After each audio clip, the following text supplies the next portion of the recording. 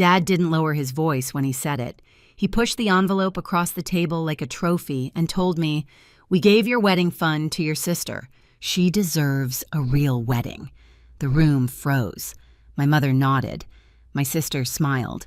I didn't cry, I just looked at my fiancé. And when he rose from his chair, pulled out his phone and said, "Should I tell them what I do for a living?" That smile disappeared so fast it felt like someone cut the power. But the truth didn't begin at that table. I grew up in a house where love always had a spotlight, and somehow it never landed on me for long. My parents believed in achievement the way some families believe in religion, measured, displayed, worshipped. The dining room walls were proof. Every frame held a milestone from my sister's life, her debate, trophies, her college acceptance, her first promotion. My memories lived in the shadows between those frames, quiet and uncelebrated. I learned early how to move through that house without expecting much. I kept my head down, built a small career of my own as a freelance designer, and pretended I didn't notice how often conversations drifted back to the daughter who made them proud. It wasn't jealousy, it was the ache of being half visible in the place that raised me. The only one who saw me fully was the woman who lived just across the hall from my childhood room, my grandmother.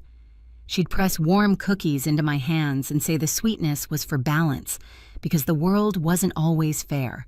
She gave softness to a life that often felt like sandpaper. My fiancé met her before he met anyone else in my family. He showed up in a simple sweater and worn-in jeans, a kindness in his eyes my grandmother recognized instantly. They talked for an hour that first day. When he left, she squeezed my arm and whispered, "He's steadier than he looks." She was right. He never tried to impress. He just showed up with a quiet strength I didn't know I needed. My parents didn't see any of that. To them, his simplicity meant insufficiency. They asked vague questions about his job, but only in the way someone checks a box they've already decided is empty. When he didn't elaborate, they wrote their own story, that he lacked ambition, that he wasn't on her level. They never asked what level I wanted to be on. As the wedding season crept closer, the tension thickened. My sister could barely contain her excitement as she listed venues, menus, deposits already paid. My parents nodded with the warm approval I'd chased for years. I watched from the edge of the conversation, pretending the knot in my stomach was just stress. My grandmother noticed. She always did. One afternoon, while trimming the roses in her small backyard, she said, "Sometimes the loudest rooms have the least truth in them." I didn't understand then, but I would. Everything, the favoritism, the imbalance, the cracks in our family was leading to that Sunday dinner. The night my fiancé stood up and the truth finally stepped into the light. The weeks after that dinner tightened around me like a slow, deliberate squeeze. Every conversation in my family circled back to my sister's wedding, her venue tours, her dress fittings, the deposits she'd confidently placed. My mother repeated the phrase, "a real wedding," so often it began to sound like a judgment carved into stone. I tried to let it wash over me, but each mention felt like another small hand pushing me out of my own life. My father didn't help. He'd glance at my fiancé with the polite smile people use when they're sure they're being generous. "Stability matters," he said once, stirring his coffee like the rhythm steadied him. "You two should think carefully before making commitments you can't sustain." It was framed as advice, but the message was clear. He didn't believe we could stand on our own. He didn't believe I could build anything lasting with a man who didn't parade his accomplishments. My sister absorbed all of this with a bright, oblivious joy. She'd sit on the couch describing floral arrangements, her excitement spilling over while my parents leaned in, hanging on every word. I stayed quiet, hands folded in my lap, wondering how a family could make room for one daughter so effortlessly and leave the other pressed against the walls. The turning point came at the airport. My grandmother had been invited, or at least we believed she had, to join them on a short celebratory trip. She dressed carefully that morning, smoothing her blouse with a hopefulness that made my throat tighten. But at the check-in counter, the agent frowned, typed a few times, and said, "There's no reservation under her name." My parents exchanged quick glances, the kind that last only a second, but say everything. My sister stared at her phone. My grandmother's hand trembled slightly as she adjusted her bag strap. Maybe there's a mistake," she whispered. But there wasn't. There was never a seat for her. She wasn't part of their plan. Humiliation settles differently when it lands on someone you love. It's heavier, more personal. I felt it hit me like a physical weight. My parents offered excuses, mix-ups, misunderstandings, oversights, but none of them reached her eyes. She simply nodded, thanked the agent, and stepped aside with a dignity sharper than any apology they could offer. I stood next to her silent. I didn't cry then either. I just looked at my fiancé. The airport noise faded a hum behind us. Something in his expression changed, quiet anger, steady purpose. And that was the moment I knew. This wasn't a mistake. This was a plan.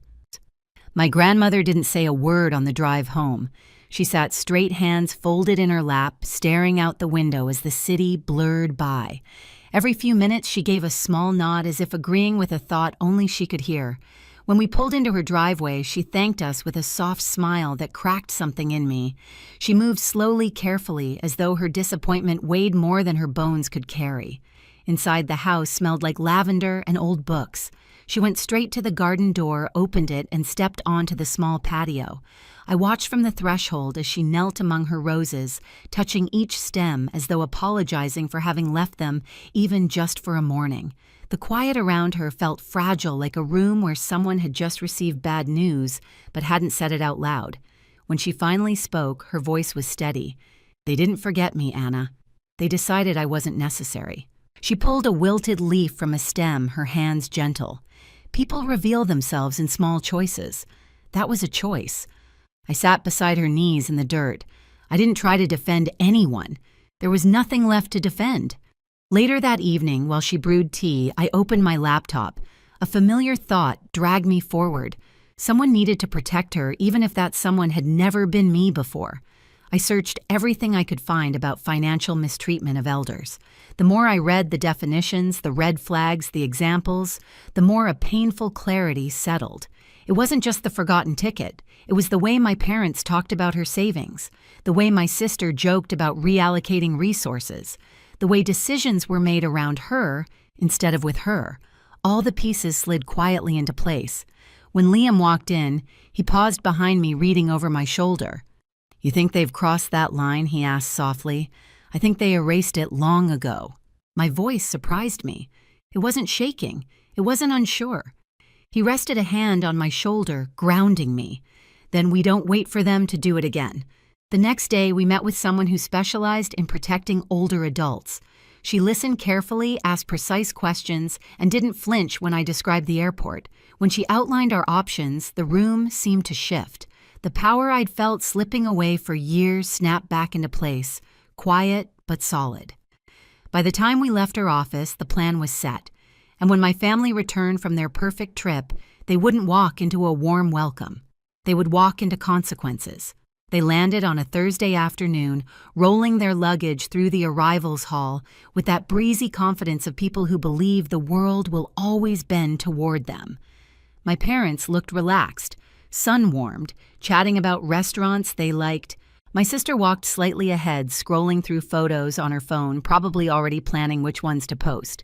They didn't expect anyone to be waiting. But Liam and I stood at the end of the railing, and beside us was the attorney, calm, collected, holding a folder thick enough to make my father's smile flicker before he even reached us. My mother slowed first. "Anna, what are you doing here?" My grandmother stepped forward from behind us. She'd insisted on coming not out of anger, but because she wanted to be present, wanted her voice to matter for once. She wore a navy cardigan and held her purse carefully in front of her as though bracing for impact.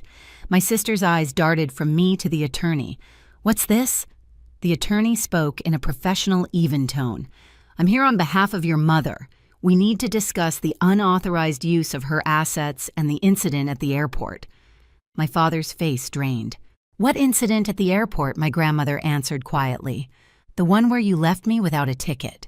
Silence dropped like an anchor. Travelers pushed past us, wheels rolling, conversations rising and fading, but inside our small circle, the air felt thick, unmoving. My sister scoffed. "It was a mistake, Mom. We explained that." "No," my grandmother said, her voice clearer than I'd heard in years. "You explained nothing. You avoided. You minimized. You told me I must be confused, as though confusion were my default state. She looked directly at her eldest granddaughter. I wasn't confused. My father's jaw clenched. We don't need a lawyer for this. The attorney handed him the envelope. You do now. He opened it, skimming the contents, documentation of withdrawal statements highlighting inconsistencies, a report of the airport incident, and a formal notice to appear for a mediation hearing. With each page, the lines on his forehead deepened. My sister's purse slipped from her shoulder. It hit the floor with a soft thud, ignored by everyone. What is this supposed to mean? She demanded. It means, I said, stepping forward, that she won't be dismissed again. Not by any of you, not ever. My father looked at me, eyes sharp. So this is your doing, no, I said. This is the result of your doing. He bristled. We've supported this family for decades. Don't you dare. Supported Emily, I corrected. Enabled her. Celebrated her. Protected her. And when it came to Grandma, you decided she was optional. Disposable. That's not fair, my mother whispered. It's fair, my grandmother said softly. Fairer than how you've treated me. My sister finally found her voice brittle and cracking. Why are we acting like criminals? We helped you with your bills. We've handled your accounts for years. We were doing you a favor. My grandmother's eyes shone not with tears, but with something like resolve. You handled my accounts because I trusted you. You used that trust to advance your own plans. My father snapped. We never took anything she didn't approve. The attorney interjected, steady and unmoved. Intent will be reviewed during mediation. The pattern is what matters. Control over finances, decision-making without consent, exclusion from travel. These are all indicators of financial exploitation. My sister's composure fractured. This is ridiculous. Tell them, Dad. But Dad just stared at the papers, his bravado collapsing. Not from guilt yet, but from fear of consequences he'd never imagined could reach him. My mother looked at Liam, searching for a soft place to land. You're letting her tear the family apart. Liam didn't flinch. I'm supporting her while she protects someone who deserved protection long before now. My sister barked a laugh. Is that what this is? You pretending to be the hero? You've barely told us what you do for work. Liam exhaled slow and controlled. You're right, he said. I haven't. My sister rolled her eyes. Of course I'm right. You've been hiding it. No, he corrected. I've been selective with who I trust. He reached into his jacket and took out his phone. He didn't raise his voice. He didn't try to impress anyone. He simply opened a page and held it out for them to see. This is what I do for a living. My sister leaned in and her face fell. The confidence slid off her features like paint rinsed away by water. You, she stammered. You run this. He nodded once. My father blinked rapidly. But you said you were in tech. I am, Liam said. Just not in the way you assumed. My mother put a hand to her chest. But why didn't you say something sooner? Because success doesn't excuse disrespect, he said. And respect doesn't require success. My grandmother smiled faintly at that. My father tried to recover, tried to pull dignity back around himself like a torn coat. Still, involving lawyers. This is extreme. What you did was extreme, I said. Leaving her at the airport was extreme. Using her savings without her full understanding was extreme. My sister folded her arms. Fine. You want to humiliate us? Congratulations. This isn't humiliation, I said quietly. This is accountability. The attorney stepped closer. You'll need to confirm a date for mediation. It's mandatory. My mother's voice wavered. What happens if we don't? Then the court proceeds without your input, the attorney replied. A pause. A shift. My sister whispered, Dad, do something. But he couldn't. For the first time in my life, my father had no leverage, no angles, no prepared speech. He looked at my grandmother not with affection, but with the dawning realization that the power he'd held over her was gone. My grandmother lifted her purse, settling it on her shoulder. I'm going home now, she said. Anna will take me. She turned, and for a moment I saw her not as fragile, but as formidable, someone who had finally remembered her own worth. When we walked away, my sister's voice rose behind us, cracking under the weight of consequences she'd never expected to face. This is going to ruin everything. Liam glanced back just once. "No," he said, "this is going to reveal everything." And it did. The mediation happened 6 weeks later in a quiet office downtown. No judge's robe, no dramatic gavel, just a long table, a neutral mediator, and the weight of choices finally held up to the light. My grandmother sat beside me, her hands folded neatly, her voice steady as she confirmed each detail: the withdrawals she didn't fully understand, the trip she was promised, the airport humiliation she could still feel in her bones. My father tried to justify, my mother tried to soften, my sister tried to deny, but the facts didn't bend and the mediator didn't flinch. By the end of the session, my grandmother's funds were restored, every dollar accounted for returned in structured payments overseen by the court. She also updated her will quietly and without ceremony, removing those who had treated her as an obligation instead of family. She didn't do it out of vengeance. She did it to protect her peace. Afterward, she moved into a small house near a garden center. She planted flowers again, roses, hydrangeas, herbs she used to keep by the window. She looked lighter standing in the sunlight, as if her shoulders had finally unclenched after years of shrinking herself to keep the family calm. As for me, something shifted. I enrolled in a community advocacy program, learning how to support older adults who didn't always know how to speak up for themselves. It felt like purpose, like the beginning of something I should have done long ago. And even now, when I pass my grandmother's garden and see her pruning a rose bush, I'm reminded of the same question I'll ask you. Have you ever had to protect someone from their own family? In the end, I learned that real love doesn't demand silence, and family isn't defined by who shares your last name, but by who shows up when it matters. My grandmother regained her voice. I found mine standing beside her. And the truth we brought into the open didn't destroy our lives. It rebuilt them on something honest. If this story stayed with you, tell me where you're listening from and share your own experience. Have you ever had to draw a line with family? Your voice might help someone else. And don't forget to subscribe for more stories like this.